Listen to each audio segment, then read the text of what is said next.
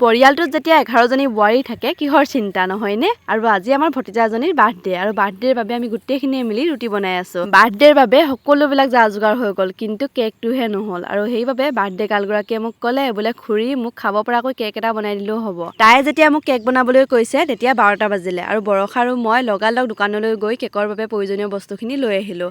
আৰু এইফালে মই ডিম 4টা ভাঙি দিলোঁ, তাতে দিছোঁ 1 কাপ ৰিফাইন আৰু ইয়াতে মই ময়দা দিম। এইখিনি যে ফেটি অলপ সময় থৈ দিবলৈ আমাৰ হাতত সময় নাই, কাৰণ আমি দোকানৰ পৰা পাওঁহি মানে 12:30 বাজিলে আৰু তাইকটো এতিয়া কেকটো কাটিবলৈ দিবই লাগিব। এইবাবে মই এতিয়া প্ৰথমতে চেনিখিনি মিক্সিত পিচি লওঁ, তাৰপাছতে গোটেইখিনি মিক্সিত অলপ সময় দি দিম, নহ'লেতো আমাৰ ফেটিবলৈ সময় নাই।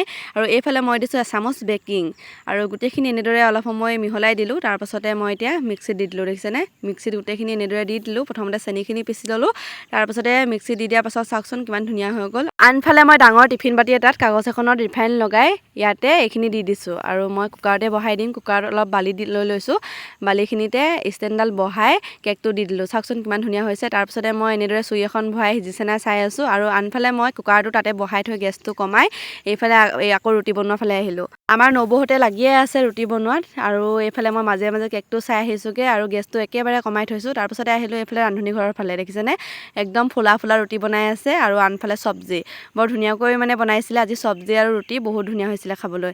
আনফালে কৰদৈ জেলি বনাই আছিলে। আপোনালোকে বাৰু কৰদৈ জেলি খাই পাইছেনে? মই সেইটো দেখাবলৈ নহ'ল। আৰু এইফালে আমাৰ কেক ৰেডি।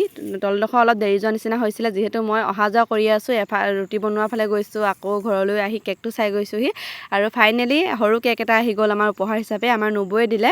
তাৰপাছতে আমাৰ কেকটো হ'ল, কেক মানে দুটাই হৈ গ'ল। তাই বহুত আনন্দ কেক পায় আৰু তাই প্ৰথমতে নবৌয়ে দিয়ে কেকটো কাটিব দিলোঁ, যিহেতু এইটো ক্ৰীম লগোৱা আছিলে। তাৰপাছতে আমাৰটো পাছত কাটিছে আৰু প্ৰথম মানে কেক নাই বুলি আমি এইটো বনাইছিলোঁ। তাৰপিছত আৰু এটা কেক আহিলে, ভালেই হ'ল বাৰু। আৰু এইফালে মানুহবিলাক খাবলৈ বহিলে আৰু এই কলপাতত যে পৰিৱেশন কৰিছে ৰুটি, ইমান ভাল লাগিছে নহয়। কলপাতত খাই বহুত বেছি ভাল লাগে। কলপাতত ফুলা ফুলা ৰুটি, লগতে কৰদৈ জেলি আৰু লগতে চব্জি। আমিও খালোঁ, বহুত বেছি ভাল হৈছিলে খাবলৈ। কৰদৈ জেলিকণ খাই যে মানুহে বহুত বেছি ভাল পালে। আপোনালোকে বাৰু কৰদৈ জেলি খাই পাইছেনে? নাই পোৱা যদি ক'বচোন, মই নেক্সট ভিডিঅ'ত দেখুৱাম কেনেকৈ বনাই। আৰু আজিৰ ভিডিঅ'টো ইমানেই